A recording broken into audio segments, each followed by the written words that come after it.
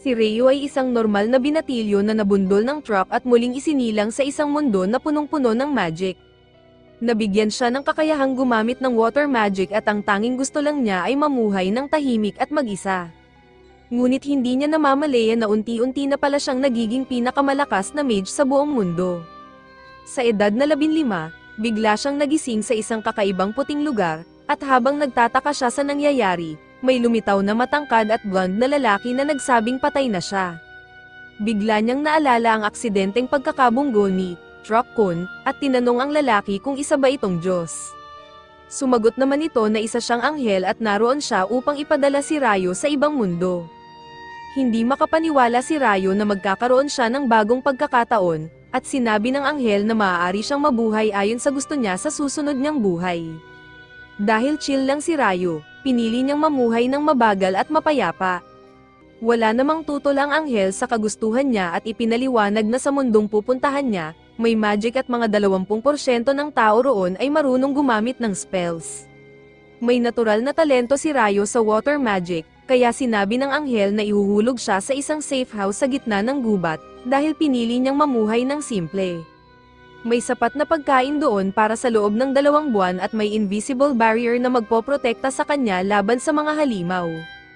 Nang magising si Rayo sa loob ng bahay sa gitna ng gubat, agad siyang lumabas para subukan ang bago niyang kakayahan sa magic. Pagbalik niya sa loob ng bahay, napansin niyang may mga frozen meat sa isang malamig na silid at isang bakanteng paliguan. Sa mesa naman ay may kutsilyo at 2 beginner-level books na naglalaman ng impormasyon tungkol sa mga halimaw at halaman sa paligid. Pagkatapos nito, lumabas siyang muli upang mag-eksperimento ng magic at nadiskubre niyang kaya niyang lumikha ng tubig sa simpleng pag-iisip lang, hindi na kailangang magsalita ng spells. Gusto sana niyang maligo sa mainit na tubig pero room temperature lang ang kaya niyang likhain, kaya naisipan niyang gumawa ng apoy. Pumasok siya sa caveman mode at sinubukang magsindi ng apoy gamit ang pagkikiskis ng mga kahoy, pero wala siyang sapat na lakas o kasanayan para dito kaya agad siyang sumuko. Ngunit bigla siyang nakaisip ng ideya na gamitin ang sikat ng araw upang makalikha ng apoy.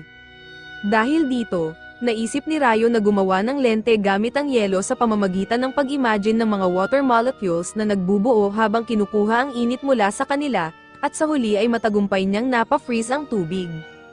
Kiniskis niya ito at binuo bilang isang bilog na lente na ginamit niya para makalikha ng apoy. Salamat dito, nakaligo siya ng mainit sa gabi at napagtanto niyang posible palang gumawa ng mainit na tubig ng direkta kung gagamitin niya ang mga prinsipyo ng modern science sa magic. Kinabukasan, habang kumakain siya ng tuyong karne para sa almusal, naisip ni Rayo na kailangan niyang dagdagan ang kanyang offensive power dahil darating ang panahon na mauubos ang mga nakaimbak niyang pagkain at mapipilitan siyang manghuli ng mga halimaw. Nagsimula siyang mag-practice sa pamamagitan ng pagpapakawala ng water ball sa isang puno. Kahit nataman niya ito agad sa unang subok, wala itong naging epekto. Hindi siya pananghinaan ng loob at sinubukan namang lumikha ng high-pressure water jet para mas malakas ang impact. Pero kulang ang puwersang naibibigay niya kaya't hindi umaabot sa puno at para lang siyang umiihi gamit ang kamay niya. Nais na sana niyang sumuko, pero naalala niya ang sinabi ng anghel, na ang susi sa paggamit ng magic ay ang kanyang imahinasyon at pag-eensayo. Kaya nagpatuloy si Rayo sa pag-practice hanggang sa Palladian na niyang natatamaan ang puno gamit ang water jet. Sa gabi rin na iyon, nagtagumpay na siyang makalikha ng mainit na tubig ng direkta. Kinabukasan, sinubukan naman niyang lumikha ng ice crystals mula sa manipis na hangin dahil matagal na niyang pinangarap gamitin ang Icicle Lance magic spell. Pero mas mahirap itong gawin kaysa sa water attack.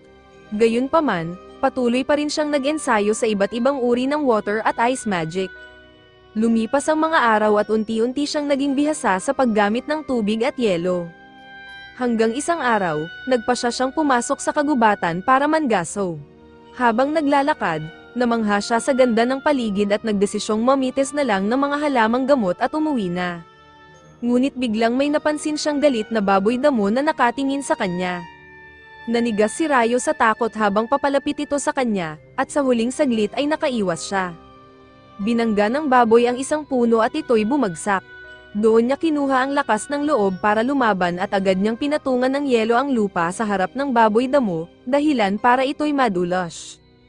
Habang mabilis na dumudulas papalapit si Boar, agad na lumikha si Rayo ng maraming matutulis na icicles na nakatutok sa direksyon nito. Sa dulo ng madulas na daan, bumangga ang baboy damo sa mga yelong sibat sa buong bilis nito at agad itong namatay, na para bang naging Swiss cheese ang katawan. Hindi makapaniwala si Rayo na nanalo siya. Kinagabihan, binuklat niya ang kanyang libro tungkol sa mga halimaw at nalaman niyang ang mga boar ay kabilang sa pinakamahinang uri ng monsters. Pero napansin din niya na sa kabila ng mga pahina para sa mga beginner level na halimaw, may dalawang espesyal na entry sa huling bahagi.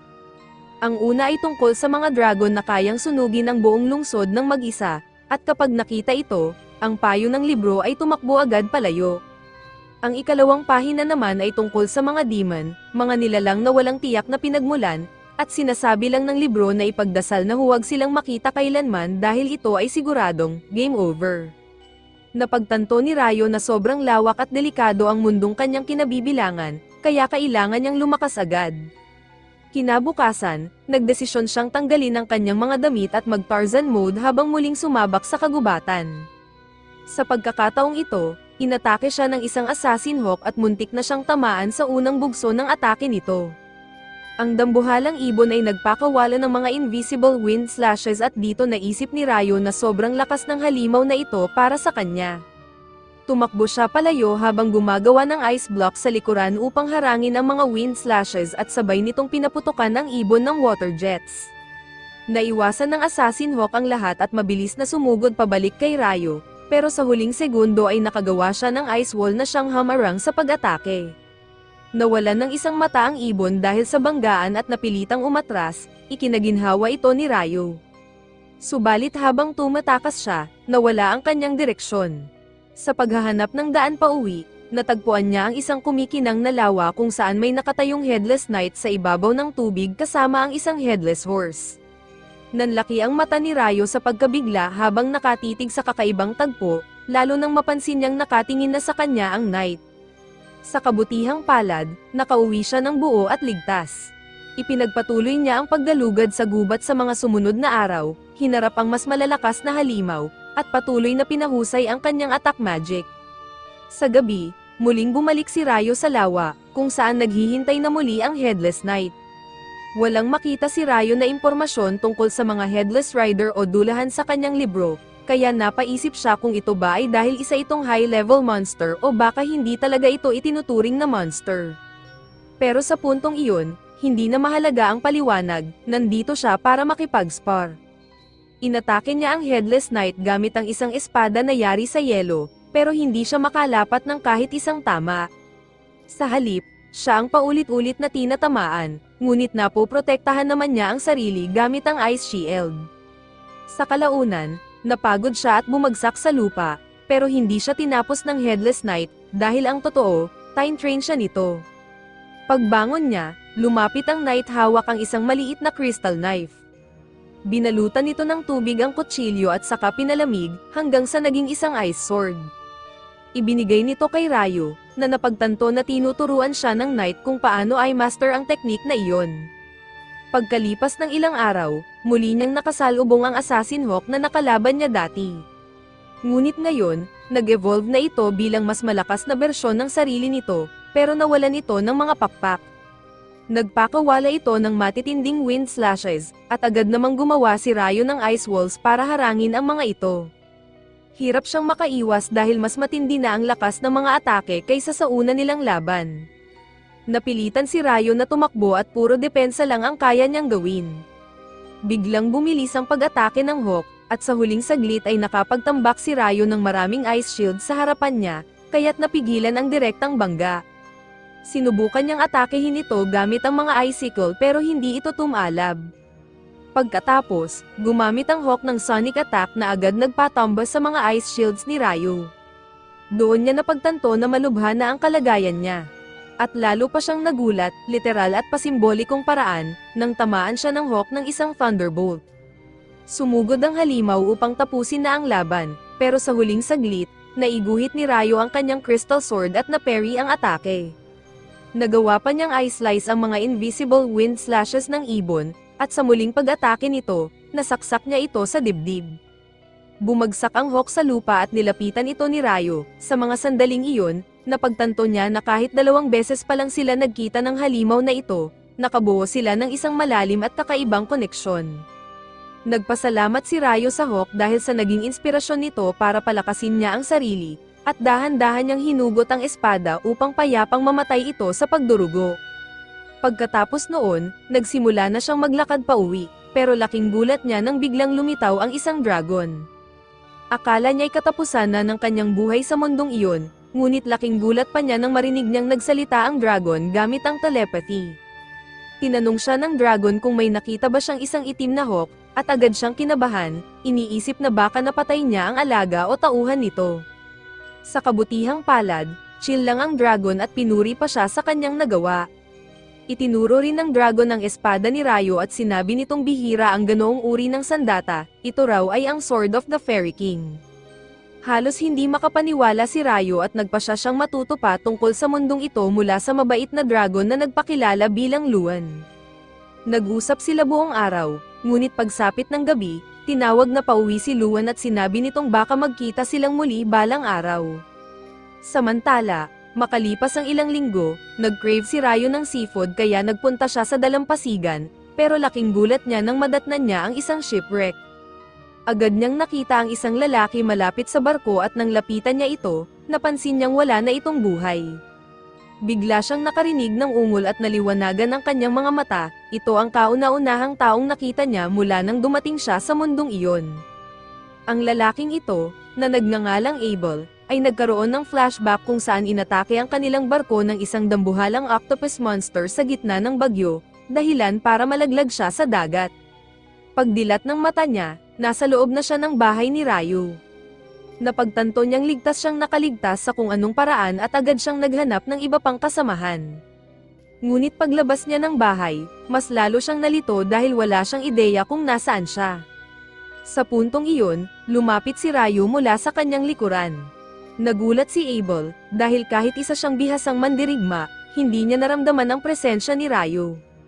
Nagtaka rin siya sa kakaibang pananamit nito, pero pinili niyang maging magalang at hindi na lang banggitin. Nagpakilala si Abel kay Rayo at nagpasalamat sa pagligtas sa kanya. Sumagot naman si Rayo na siya lang ang nailigtas niya, lahat ng iba ay patay na nang matagpuan niya ang mga ito. Sinabi ni Abel na huwag na siyang mag-alala sa mga kasamahan niyang iyon dahil sila ay mga smuggler. Pero bago pa niya maipaliwanag ang lahat, umalingaw-ngaw na ang kanyang kumakalam na tiyan. Sinabi ni Rayo kay Abel na maaari silang mag-usap habang kumakain, at inanyayahan niya ito sa loob ng bahay. Sa loob, hindi nagatubiling banggitin agad ni Abel ang tungkol sa kakaibang kasuotan ni Rayo. Ipinaliwanag ni Rayo na wala siyang ibang damit at wala rin siyang tela para makagawa ng bago. Agad namang nagsuggest si Abel na bumili na lang siya, pero natigilan siya nang mapagtanto niyang baka sobrang hirap ni Rayo para makabili ng damit. Ngunit agad itong pinawi ni Rayo sa pagsasabing siya lang ang nakatira sa lugar na iyon, walang ibang tao sa paligid. Tinanong ni Abel kung siya ba ang naghahanap ng sarili niyang pagkain at tumango si Rayo bilang sagot.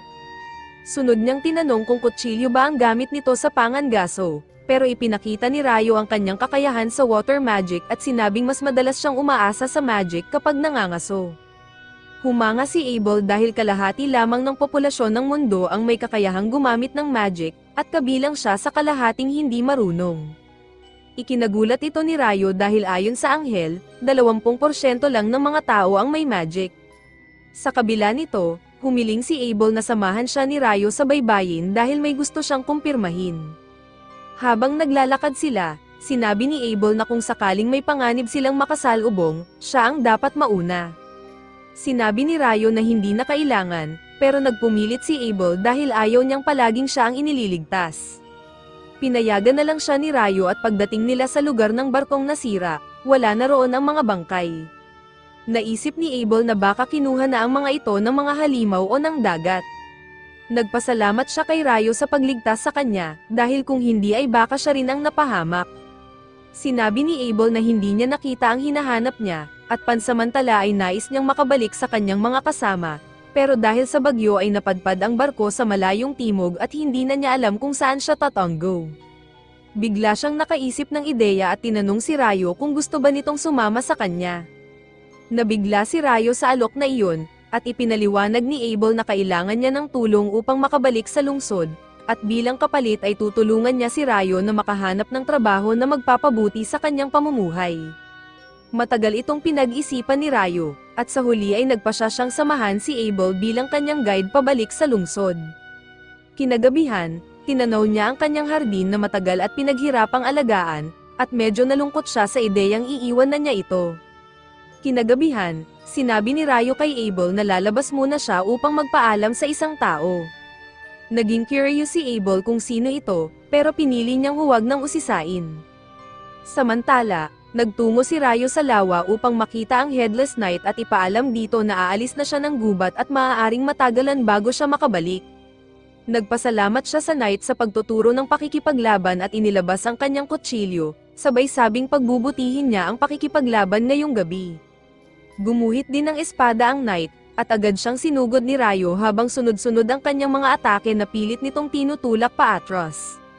Matapos ang mahabang laban, napagod si Rayo at bumalik na sa lawa ang Knight. Muli siyang nagpasalamat, at nanatiling tahimik ang Knight. Ngunit pagdating nito sa gitna ng lawa, bigla itong lumingon at mula sa ilalim ng tubig ay pinalutang ang isang magic suit bilang pamamaalam na regalo. Naging emosyonal si Rayo sa natanggap niyang armor at taos-puso siyang nagpasalamat sa Headless Knight bago siya bumalik pauwi. Kinabukasan, naghanda na sina Rayo at Abel sa kanilang paglalakbay at naramdaman ni Rayo ang lungkot ng pag-alis mula sa lugar na matagal na niyang tinirhan. Di nagtagal, may nasalubong silang wild boar sa gubat at sinabi ni Abel na siya na ang bahala rito. Mabilis siyang sumugod habang hawak ang espada at ginamit ang isang combat skill upang batasin ang baboy damo na parang naging donut ito. Namangha si Rayo at agad na nagtanong, ano ang combat skills? Ipinaliwanag ni Abel na ang mga taong lumalaban gamit ang sandata ay may mga ganitong kakayahan. Sa gabing iyon, namahinga sila sa loob ng isang punong kahoy at kinabukasan ay nagpatuloy sa paglalakad sa gubat. Habang naglalakbay, napadaan sila sa isang swamp at napansin nilang may mga lizard men sa paligid. Nagdesisyon si Abel na baguhin ang ruta upang hindi makasalubong ang mga ito dahil kilala silang malalakas. Ngunit naramdaman ni Rayo na sinusundan pa rin sila ng mga lizard men kahit binago na nila ang daan, kaya't naghanda si Abel na lumaban. Sinabi ni Rayo na masyado silang marami kaya gagamit din siya ng magic. Inakala ni Abel na hindi makakagamit si Rayo ng magic ng walang staff, pero nagulat siya nang bigla na lang magpakawala si Rayo ng icicle lances at mabilis na tinamaan ang 4 na lizard men. Pagkatapos ng labanan, tinanong ni Abel si Rayo kung anong klaseng spell ang ginamit niya. Sinabi ni Rayo na ang ginamit lang niya ay normal na icicle lance, ngunit nagulat si Abel dahil ang mga kakilala niyang wind mage ay isa lang ang kayang i-cast kada atake, samantalang si Rayo ay 4 ang sabay-sabay na naipadala. Sabi naman ni Rayo na baka problema lang iyon ng wind magic dahil normal lang daw ito sa water magic. Hindi na lang ito pinansin ni Abel at nagyayang magpatuloy na sa kanilang paglalakbay. Pero bago sila umalis, gumawa si Rayo ng 2 baso gamit ang yelo at pinuno ito ng tubig sa pamamagitan ng magic.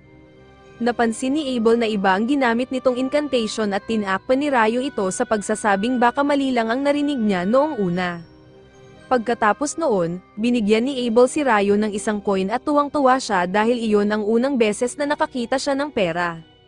Halos hindi makapaniwala si Abel, akala niya dati ay mahirap lang si Rayo, pero ngayon ay tila wala pa itong ideya sa pera. Sinimulan niyang ipaliwanag ang tungkol sa 3 pangunahing bansa sa Central Plains, ang Kingdom of Knightly, ang Dabuti Empire, at ang Handleo Federation. Biglang nagtapon ng banat si Rayo sa Dabuti Empire dahil hindi niya gusto ang pangalan nito. Habang patuloy siyang nagkukwento tungkol sa katawa-tawang pangalan ng empire, dumating sila sa isang malawak na clearing. Doon, bigla nilang napansin na gumalaw ang isang malaking bato malapit sa kanila. Mabilis itong pinagsasaksak ni Abel at nahati ito, pero kasabay nito ay may mga bato ring lumipad sa kanilang direksyon kaya't naglagay si Rayo ng water shield bilang proteksyon. Doon napagtanto ni Abel na napadpad sila sa pugad ng mga rock golems. Nagtanong si Rayo kung hindi ba't ang mga golem ay karaniwang mukhang humanoid, pero nagdesisyon si Abel na labanan muna ang mga ito bago magpaliwanag. Mabilis siyang sumugod sa pinakamalapit na golem at binutas ito, ngunit agad din itong naghilom at bumawi ng atake.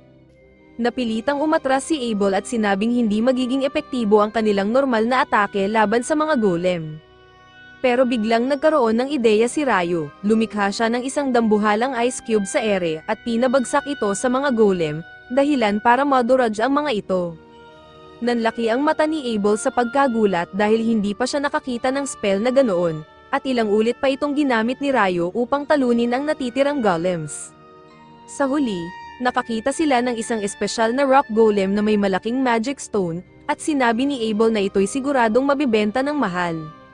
Sinabi ni Rayo na gusto rin sana niyang kunin ang mga magic stone mula sa ibang golems, pero natabunan na ang mga ito ng makakapal na yelo, at tamad o wala siyang maisip na paraan para tunawin ang lahat ng iyon.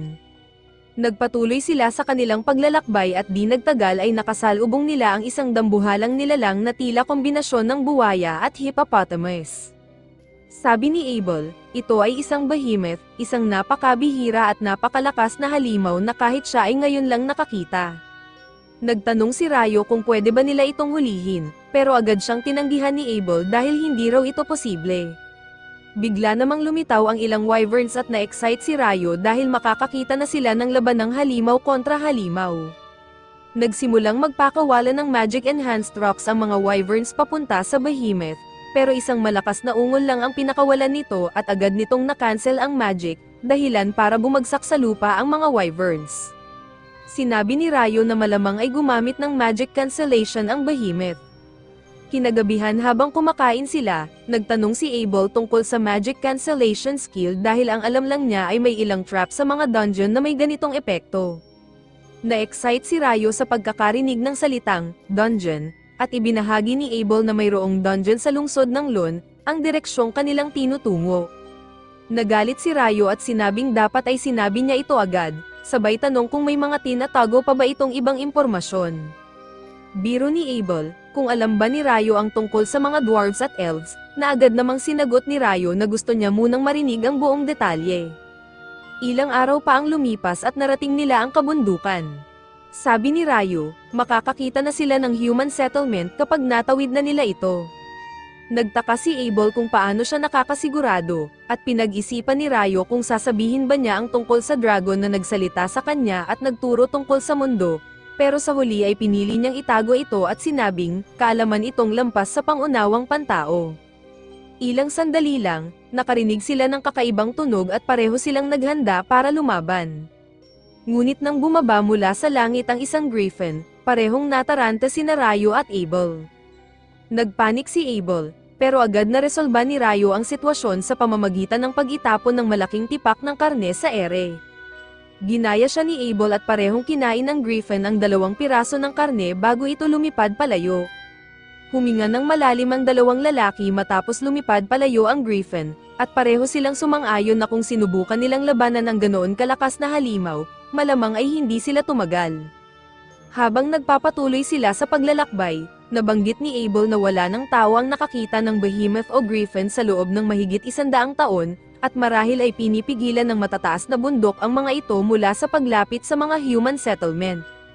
Naalala ni Rayo na ang mga wyvern na lumaban sa behemoth ay nagmula sa Hilaga, kaya malamang na malapit lang ang kanilang pugad. At tama nga siya, dahil di nagtagal ay nakita nila ang ilang wyverns na kumakain ng isang halimaw. Nais ni Rayo na lumaban, pero sinabihan siya ni Abel na karaniwang nangangailangan ng hindi bababa sa 20 bihasang adventurer para makipaglaban sa mga ganoong halimaw.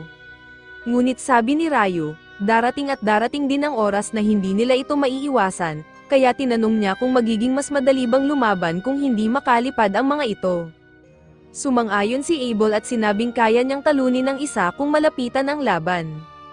Bigla namang lumabas si Rayo at nagkunwaring nagchi-chant ng mahabang spell, pero ang totoo ay 4 lang na icicles ang gusto niyang paikutin para itarak sa mga pakpak ng wyverns. Ginamit ni Abel ang pagkakataong iyon para patumbahin ang mga ito sa pamamagitan ng pagputok ng kanilang ulo. Ngunit dumating pa ang 2 pang wyvern, kaya agad na ginamit ni Rayo ang kanyang icicle attack. Ngayon ay walang spell na sinasabi, kaya nagsimulang magduda si Abel. Sa kabila nito, matagumpay nilang natalo ang mga wyvern at nakuha ang kanilang mga magic stone bago muling nagpatuloy sa hilagang direksyon. Di naglaon, natawid nila ang kabundukan at narating ang lunti ang mga burol. Namangha si Abel na hindi lang sila nakalaban ng Wyvern, kundi nakakuha rin sila ng maraming magic stones na tiyak na mabibenta ng mahal pagdating nila sa Empire. Bigla namang naging curious si Rayo kung saang bansa ba talaga sila papunta, at sinabi niyang kahit saan ay ayos lang, basta hindi sa Debbie Empire.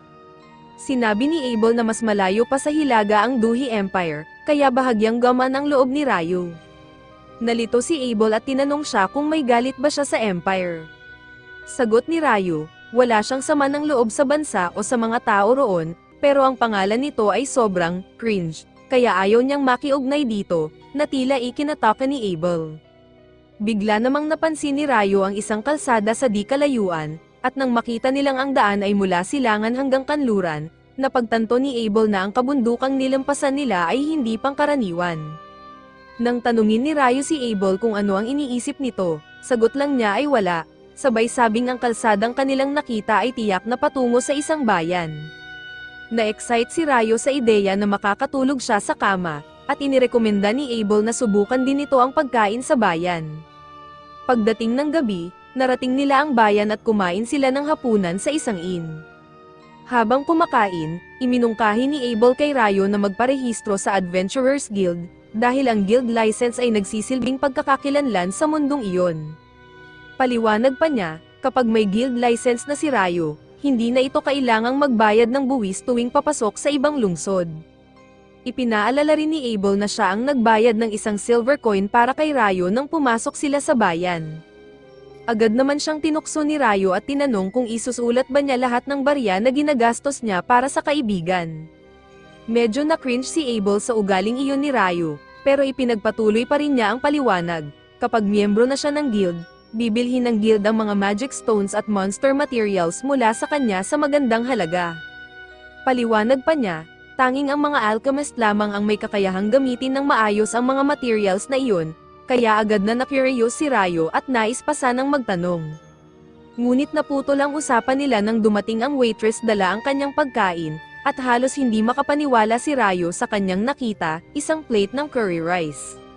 Napaisip siya kung paano posible na may curry rice sa mundong ito, dahil kahit sa Ice Sky na anime, pinaghirapan pa ng bida ang paglalakbay sa buong mundo para lamang makagawa ng perpektong curry, at inaasahan niya sanang ganoon din ang mangyayari sa kanya. Ngunit ang lasa ng curry ay kasing sarap at kasing pamilyar ng curry na kinagisnan niya sa Japan. Agad niyang nilantakan ang plato at umorder pa ng karagdagan.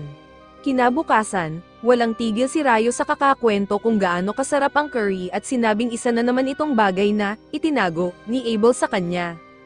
Biro pa niya, sige na, ilabas mo na lahat ng sikreto mo. Medyo napatigil si Abel sa sinabi ni Rayo, pero ang gusto lang naman talaga ni Rayo ay itanong kung saan matatagpuan ang mga masasarap na dessert shop sa bayan. Agad na umiwas si Abel at sinabing hindi siya mahilig sa matatamis, kaya naman napakunot noo si Rayo sa pagiging suspicious ng asal ng kaibigan niya. Pagkatapos noon, ipinagpatuloy ni Rayo at Abel ang kanilang paglalakbay at di nagtagal ay narating nila ang bayan ng Lon, na napapalibutan ng malalawak na taniman ng trigo. Paglapit nila sa tarangkahan ng bayan, agad silang pinigilan ng gwardyang si Nimmer na agad nakilala si Abel. Laking gulat nito dahil iniulat na nawawala si Abel ilang buwan na ang nakalipas. Ipinaliwanag ni Abel na maraming nangyari at sa tulong ni Rayo ay ligtas siyang nakabalik. Nagpasalamat si Nimmer kay Rayo sa pagligtas sa kanyang kaibigan at masigla siyang nakipagkamay bago muling nakipagkwentuhan kay Abel. Pagkapasok nila sa loob ng bayan, sinabi ni Abel kay Rayo na dapat muna silang dumiretso sa Adventurers Guild, dahil kung siya ang magre-rekomenda, agad na makaka-rank up si Rayo sa oras ng rehistro. Ipinaliwanag niya na karaniwang nagsisimula sa F-rank ang mga bagong adventurer, pero kung may isang B-rank o mas mataas na adventurer na magbibigay ng rekomendasyon, maaari agad silang may talaga bilang D-rank. Pagdating nila sa guild, natuwa at nagulat ang lahat sa pagbabalik ni Abel. Parang artista siyang sinugod at binati ng mga tao, at natuwa si Rayo na makita kung gaano karami ang nagmamalasakit kay Abel. Pinili niyang hayaang mag-enjoy muna ang kaibigan sa kanyang reunion at lumabas muna upang magpahangin. Habang naglalakad, bigla siyang natisod sa isang elf. Nabighani si Rayo sa matulis nitong mga tainga at maganda nitong mukha, ngunit tila hindi rin ito makatingin sa iba kundi kay Rayo dahil sa suot nitong coat. Nakilala ng elf girl na iyon ang coat ng Fairy King at sinabi nitong malamang ay mahal talaga siya ng Fairy King para regaluhan siya ng ganoong bihirang bagay. Hindi naintindihan ni Rayo ang ibig niyang sabihin, bago siya makapag-usisa, sinabi ng elf na nagmamadali siya ngayon, pero umaasa siyang magkikita silang muli. Naiwan si Rayo na tulala at naguguluhan, at sa puntong iyon ay lumabas si Abel para hanapin siya at yayain na bumalik sa loob. Pagpasok nila, ipinakilala ni Abel si Rayo sa kanyang mga kaibigan bilang ang lalaking nagligtas sa buhay niya. Nagpasalamat ang lahat kay Rayo at unti-unti niyang nagustuhan ang atensyon na natatanggap niya. Matapos iyon, dinala siya ni Abel sa harapang desk at humiling sa receptionist na irehistro si Rayo bilang isang D-rank adventurer batay sa kanyang personal na rekomendasyon. Nagulat ang receptionist dahil wala pa ni isa sa grupo ni Abel ang kailanman nagrekomenda ng kahit sino noon. Sumagot si Abel na si Rayo ay isang pambihirang kaso. Sinabi naman ng receptionist na kahit ganoon pa man, kailangan pa ring patunayan ni Rayo ang kanyang lakas bago siya ma-promote. Kaya't iminungkahi ni Abel na direkta na siyang makipag-usap sa guildmaster tungkol dito. Sinabihan sila ng receptionist na maghintay sandali, at di nagtagal, dumating ang dramatikong guildmaster na si Hugh na halos tumatakbo pa nang marinig ang balitang nakabalik na si Abel. Ipinakilala ni Abel si Rayo at sinabi niyang nais niyang iparank up ito. Sagot naman ni Hugh, kailangan muna nilang subukan ang lakas ni Rayo para rito. Ngunit agad sinabi ni Abel na mas malakas si Rayo kaysa sa kanya, na hirap paniwalaan ni Hugh. Bilang patunay, ipinakita ni Abel kay Hugh ang lahat ng magic stones na nakuha nila mula sa mga wyvern, at halos mabaliw ang guildmaster sa nakita. Ayon sa kanya, ang dami ng magic stones na dala nila ay sapat para masabing nakapatay sila ng sapat na wyverns na kayang wasakin ang isang buong bansa. Pinaliwanag ni Abel na wala nang dapat ipag-alala sa mga halimaw na iyon dahil hinuli nila ang mga ito sa timog ng Malefic Mountains. Naging curious si Rayo kung may espesyal bang kahulugan ang pangalan ng bundok, at sinagot ni Hugh na wala pa siyang nabalitaang tao na matagumpay na tumawid sa Malefic Mountains. Sobrang delikado raw ito kaya kahit ang pinakamataas na adventurers ay hindi basta-basta pumupunta roon kung walang matinding dahilan. Hindi siya makapaniwala na sina Rayo at Abel ang kauna-unahang nakagawa nito sa kasaysayan, kaya't agad siyang pumayag na i-rank up si Rayo kahit hindi na dumaan sa pagsusulit. Sa mga sandaling iyon, bigla namang sumugod sa silid ang buong party ni Abel, at halos maiyak sila sa tuwa dahil inakala nilang hindi na nila muling makikita ang kanilang kaibigan. Nagdesisyon ang guildmaster na bigyan sila ng oras para mag-reunion habang isinama niya si Rayo palabas para sa opisyal na registration. Sinabi ni Abel kay Rayo na maghintay muna siya sa receptionist's desk matapos magparehistro dahil may espesyal siyang lugar na gustong ipakita sa kanya. Habang papunta sa opisina, ikinwento ni Hugh na ang grupo ni Abel, ang Crimson Sword, ay isa sa pinakamalakas at pinakasikat na party ng guild. Hindi naman masyadong nagulat si Rayo sa balitang iyon, mas curious pa siya kung karapat-dapat ba talaga siyang maging D-rank adventurer agad sa simula. Sumagot si Hugh na alam niyang may talento si Abel, pero alam din niyang hindi nito kayang talunin ng isang wyvern mag-isa. Dahil dito, kumbinsido siyang may mahalagang papel si Rayo sa laban, at dahil doon ay karapat-dapat siya sa D-rank.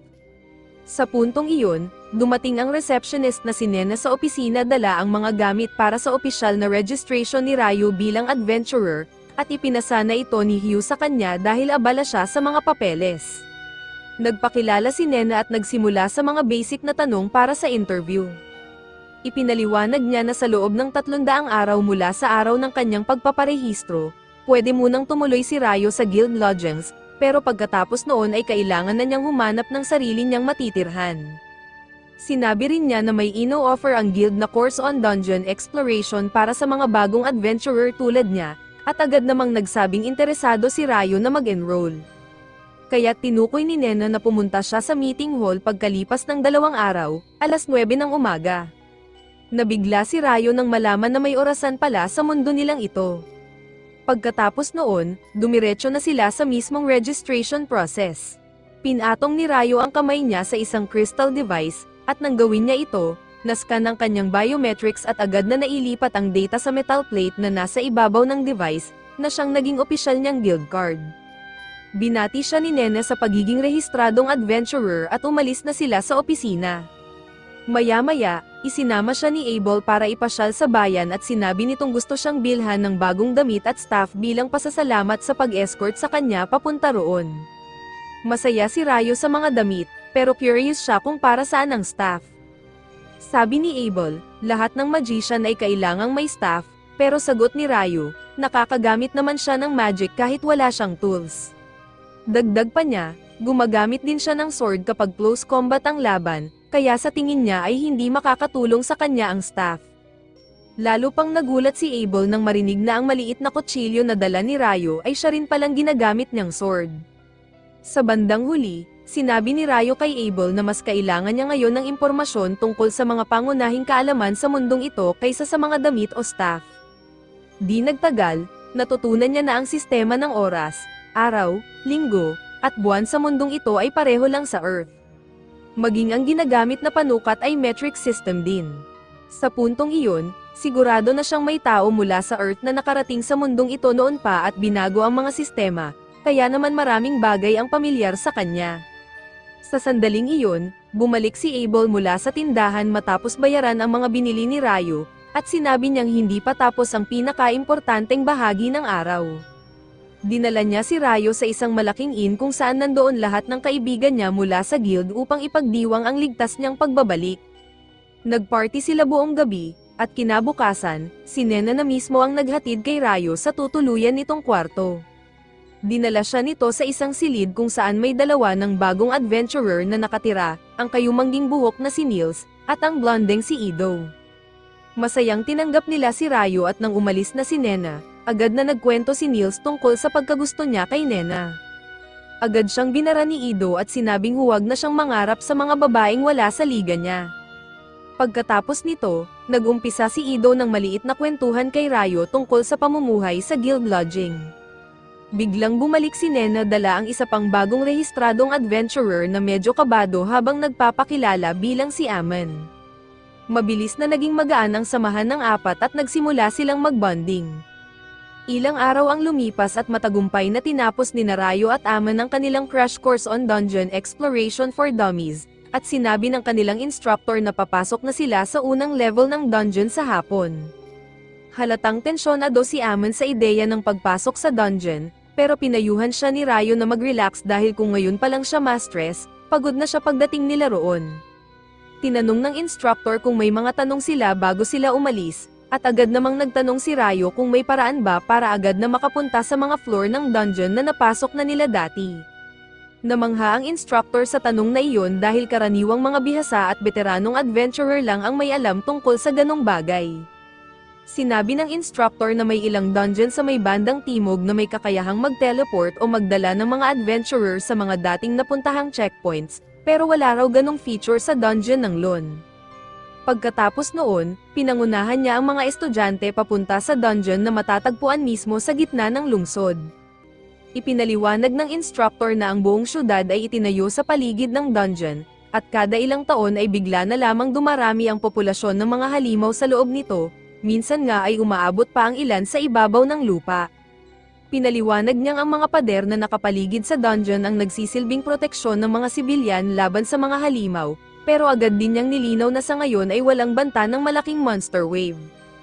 Di nagtagal, narating nila ang first floor ng dungeon na itinuturing na safe zone, ibig sabihin ay wala munang halimaw doon. Sinabi ng instructor na malaya silang mag-explore sa unang palapag pero dapat manatiling malapit sa entrance. Nag-team up sina Rayo at Aman, at makalipas ang ilang sandali ay naramdaman ni Rayo na may paparating na halimaw. Sinabi niya kay Aman na siya ang hahawak sa halimaw at ito naman ang tatapos dito. Kinabahan si Aman pero dahan-dahan niyang inilabas ang kanyang espada. Ilang saglit pa, dumating ang isang halimaw na soldier ant, na agad namang nakilala ni Rayo mula sa librong nabasa niya. Sinabi niya kay Aman na tamaan ang leeg ng halimaw habang pinipigil niya ito gamit ang icicle lances. Matagumpay na napin down ni Rayo ang monster at mabilis na naputol ni Aman ang leeg nito, kaya't nakuha niya ang kanyang unang tagumpay sa pakikipaglaban. Tuwang-tuwa si Amon at kinuha naman ni Rayo ang Magic Stone ng halimaw bilang tropeyo ng kanilang unang matagumpay na monster hunt. Kinagabihan, nag-dinner sila kasama ang kanilang mga roommates na gustong ipagdiwang ang kanilang unang dungeon trip. Namangha ang mga ito na natalo nila ang isang soldier ant. Ikinwento ni Amon na siya lang ang tumapos sa halimaw, pero si Rayo talaga ang gumawa ng halos lahat sa pamamagitan ng pagpigil dito. Sinabi pa niya na gusto niyang bumalik sa dungeon kinabukasan, pero nag-aalala siyang pumasok mag-isa. Nag-alok naman si Rayo na sasamahan siya dahil gusto rin niyang mag-explore pa, lalo't nagtataka siya kung bakit may halimaw sa first floor kahit sinabi ng instructor na walang monster dapat doon. Nagkwento si Ido na nakarinig rin siya ng balita tungkol sa mga soldier ants na umaabot na ngayon sa second at first floor ng dungeon, kaya nagtataka ang mga lalaki kung ano ang dahilan. Biglang dumating si Abel at ipinaliwanag na ang mga soldier ants ay may kakayahang maghukay pataas, kaya nakakarating sila sa mga upper floors. Nagulat ang lahat nang makita ng malapitan ng pinakasikat na adventurer sa bayan, at halos kabahan sila sa excitement. Pero gaya ng nakasanayan, prangka si Rayo sa kanyang kaibigan. Sinabihan naman sila ni Abel na alagaan si Rayo dahil wala ito masyadong common sense. Biglang tumayo si Niels, nagpakilala ng buong galang, at sinabing idolo niya si Abel at gusto rin niyang maging isang tanyag na adventurer balang araw. Nakiusap siyang makipagkamay, at pumayag naman si Abel sabay bilin na magsumikap siya, pero unahin palagi ang kaligtasan. Tinanong ni Rayo si Abel kung anong ginagawa niya roon ng ganoong oras, at sinagot niyang kara-rating lang niya mula sa isang mission. Bigla namang dumating ang kanyang party at halatang inis ang mga babae dahil sa halip na mag-report sa guildmaster ay dumiretso siya roon. Sinabi ni Abel na tinulungan lang niya ang ilang baguhang adventurer, pero agad siyang pinapasan ng malaki at tahimik na kasamahan nilang si Warren, na tinawag ni Lynn na anak ni Shaq, at dinala palayo habang umiiyak-iyak si Abel na parang bata. Sa puntong iyon, sinimulang titigan ni Lynn si Rayo ng may halong inggit, kaya medyo kinabahan si Rayo at tinanong kung anong gusto niya. Pero agad siyang pinigilan ng priestess na si Leia, sabay sorry kay Rayo sa abala. Pagkaalis ng grupo, nagsimulang mag-fanboy sina Ido at Niels, pero hindi maintindihan ni Rayo kung ano ang nakakabilib sa grupong iyon na parang puro kalokohan. Samantala, kinausap ni Ria si Lynn at sinabing hindi maganda ang ginawa nitong pagtitig kay Rayo. Pero sagot naman ni Lynn na curious lang siya dahil laging binabanggit ni Abel ang galing ni Rayo sa magic. Inamin din ni Ria na curious siya, pero sinabi ni Abel na malapit na nilang masaksihan ang tunay na galing ni Rayo. Kinabukasan, muling bumalik sina Rayo at Amon sa dungeon, at sa pagkakataong ito ay nakaharap nila ang ilang monster dogs. Habang ginagapos ni Rayo ang mga halimaw gamit ang icicle lances, pinatunayan naman ni Amon na may potensyal din siya bilang swordsman dahil matagumpay niyang napatumba ang ilan sa mga ito. Habang nagpapahinga sila pagkatapos ng laban, napansin ni Rayo na ang estilo ng sword fighting ni Amon ay kahawig ng kay Abel. Ikinwento ni Amon na ang nagturo sa kanya ay isang matandang lalaki na ang pangalan ay Kiro, at natuto ito ng sword fighting mula sa isang malaking paaralan sa kabisera. Inakala ni Rayo na baka doon din natuto si Abel, at nakikita niya ang potensyal ni Amon na maging malakas sa hinaharap. Namangha si Amon sa kaalaman ni Rayo sa sword techniques kahit isa lang itong mage, at ipinaliwanag naman ni Rayo na may naging mentor siya dati pero sa kalaunan ay nakabuo siya ng sarili niyang sword style. Napansin din niya na ang estilo ni Amon ay medyo nakakapagod, pero ligtas ito at kailangan lang niyang pagtuunan ng pansin ang pagpapalakas ng stamina. Idinagdag pa ni Rayo na si Abel ay laging nagpa-practice ng kanyang form tuwing umaga sa kanilang paglalakbay, at patunay iyon na kahit ang mga likas na talented ay kailangan pa ring magsikap. Na-inspire si Amon sa sinabi ni Rayo at nagpa siyang magsipag pa upang tumibay, bagay na ikinatuwa ni Rayo. Kinabukasan, bumisita si Rayo sa library at laking gulat niya sa laki nito, mas malaki pa kaysa sa inaasahan niya. Humingi siya ng tulong sa librarian para sa seksyon ng alchemy, at itinuro nito ang shelves para sa mga beginner. Gayunpaman, napakaraming libro ang nakita niya kaya't na-overwhelm siya at nagdesisyong lumabas muna para magpahinga. Biglang nagdilim ang buong syudad dahil sa isang total solar eclipse, at tumitig si Rayo dito nang walang eye protection, parang tito mong nabulag sa kitititig sa araw. Ilang segundo pa lang ang lumipas, naramdaman niyang may kakaiba at biglang napansin na nawala ang lahat ng tao sa paligid. Iba na rin ang pakiramdam ng paligid, at bigla niyang naramdaman ang isang malakas na pag-atake mula sa likod. Mabilis siyang nakareact at gumawa ng ice wall para harangin ang matinding fire blast. Habang nagtataka kung sino ang umatake sa kanya, nakita niya ang isang demon woman na dumarating na parang galing sa GTA 4, may lakad ng isang boss at may ngiti ng isang halimaw. Tila natuwa ito nang makakita ng tao sa kanyang teritoryo at nagdesisyong aliwin ang sarili sa pamamagitan ng pagdurog sa kanya. Napagtanto ni Rayo na isa itong demon, at sigurado siyang ito na ang pinakamalakas na nilalang na nakita niya sa mundong ito. Gusto sana niyang tumakbo, pero ramdam niyang kahit anong gawin niya ay hindi siya makakatakas sa mahiwagang espasyong ito. Kaya't nagpa siyang lumaban, agad na nag-summon si Rayo ng 12 ng ice shields bago umatake ang demon mommy, at nagawa niyang harangin ang matinding firestorm na pinakawalan nito. Bigla namang nagpalit ng strategy ang demonyo at nagpakawala ng invisible wind bullet na tumagos sa kanyang mga shields, pero sa kabutihang palad ay nablock ito ng suot niyang armor. Hindi makapaniwala ang demon kung paano nakayanan ng isang human armor ang ganong klase ng atake. Nang may sensinang pagmasdan, napansin niyang suot ni Rayo ang robe ng Fairy King, kaya't napagtanto niyang isa itong makapangyarihang mage na may kakayahang pantayan ang kanyang mga atake. Dahil dito, nagpa siyang gumamit na ng espada sa halip na magic para tuluyang tapusin si Rayo. Agad ding inilabas ni Rayo ang kanyang ice sword at nablock ang unang atake ng demonyo. Pamwesto siya sa depensa habang patuloy siyang tinutulak ng Demon Lady, ngunit napakabilis nito at halos hindi niya na naiwasan ng isang nakamamatay na tagos patungo sa kanyang mukha. Nagdesisyon siyang umatake pabalik sa pamamagitan ng pagpapakawala ng daan-daang icicle lances, ngunit mabilis na naiwasan lahat ng mga ito ng demonyo. Hindi niya namamalayan na paunti-unti nang nagtatapos ang solar eclipse habang sinasayang niya ang oras sa pakikipaglaro. Napagtanto naman ni Rayo na gumagamit ito ng wind magic para mapabilis ang sarili.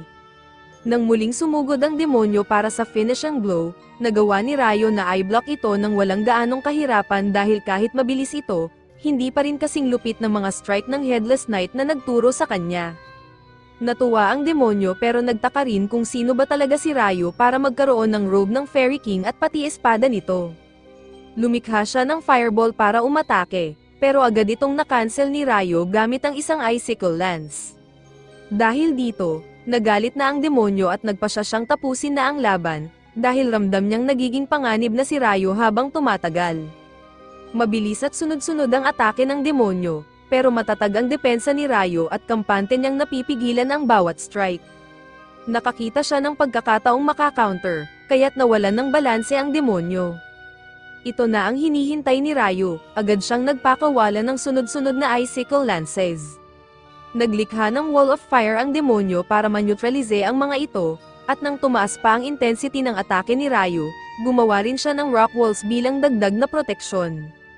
Pero bigla namang binago ni Rayo ang kanyang strategy, gamit ang high-pressure water jets upang batasin ang pader at tuluyang masugatan ang demonyo. Nagulat ang demonyo nang mapansin niyang nasaktan siya sa mga atake ni Rayo, pero sa kabutihang palad ay puro blind attacks lang iyon dahil sa kapal ng usok. Nagpa siya si Rayo na tapusin na ang laban at sumugod para sa huling atake, ngunit biglang tumalon ang demonyo patungo sa kanya upang harangin ito. Nagbanggaan sila sa ere, at doon napansin ni Rayo na napakabilis ng regeneration ng mga sugat ng Demon Woman.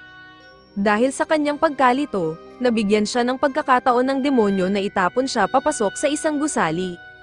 Pero bago siya maabot ng isang malakas na finishing attack, napansin ng demonyo na may mga patak ng tubig mula sa langit. Nabigla siya, pero nang dapuan ng isang patak ang kanyang pisngi, napasigaw siya sa sakit, sobrang init nito, higit pa sa kumukulong tubig. Agad siyang nagkubli sa loob ng isang rock ball habang hinihintay na matapos ang boiling rain. Samantala, bumaba si Rayo mula sa taas, bigla namang pinakawalan ng Demon Woman ang isang napakalakas na flame magic na sumabog sa paligid nila. Habang papalapit siya ng may pagbabanta, halos tapos na ang eclipse, at nang tamaan ng sikat ng araw ang kanyang espada, ito'y agad na nag-disintegrate. Sinabi ng demonyo na mukhang hindi pa matatapos ang laban nila sa pagkakataong ito.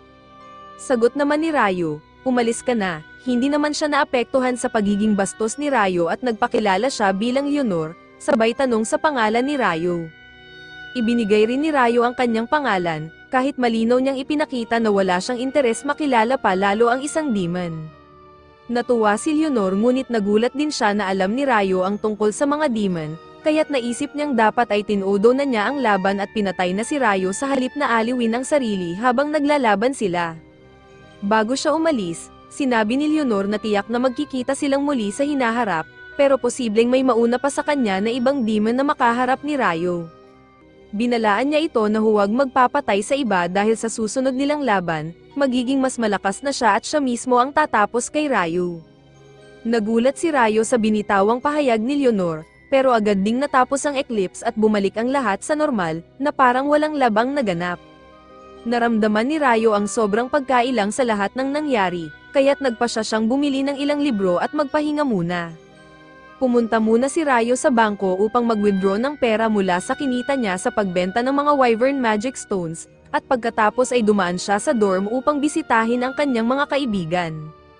Napansin niyang wala sila roon, pero habang paalis na siya, nakita niya ang mga ito na inaapi ng ilang adventurers.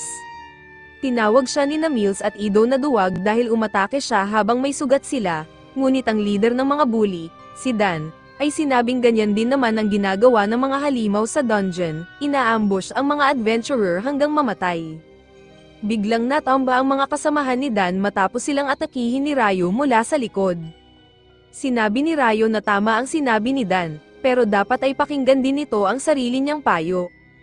Tinanong niya si Dan kung handa na ba siyang tumakbo ngayong wala na ang kanyang mga kakampi, kaya't biglang sumugod si Dan para suntukin siya. Ngunit mabilis lang na umatras si Rayo at tinamaan si Dan sa sikmura gamit ang hawakan ng kanyang espada, dahilan para isukan nito ang kanyang almusal. Pagkatapos, nilapitan niya ang kanyang mga kaibigan upang gamutin sila, sabay sabi na kailangan nilang dagdagan ang kanilang stamina para hindi na sila nabibiktima ng kung sino-sinong kupal. Ngunit bago iyon, sinabi niyang magpahinga muna sila at mag-recover. Tumuloy silang lahat sa public bath, kung saan pinagaling ni Ido, na isa ring priest, ang sugat ni Rayo mula sa wind bullet. Naging curious ang lahat kung sino ang nakasugat kay Rayo gayong malakas siya, pero pinili muna niyang huwag ikwento ang tungkol sa demonyo dahil mas mahalaga raw ang mag-relax sa ngayon, at dyan nagtatapos ang video na ito. Huwag kalimutang i-like at mag-subscribe sa channel. Salamat sa panonood at magkita tayo sa susunod na episode 5.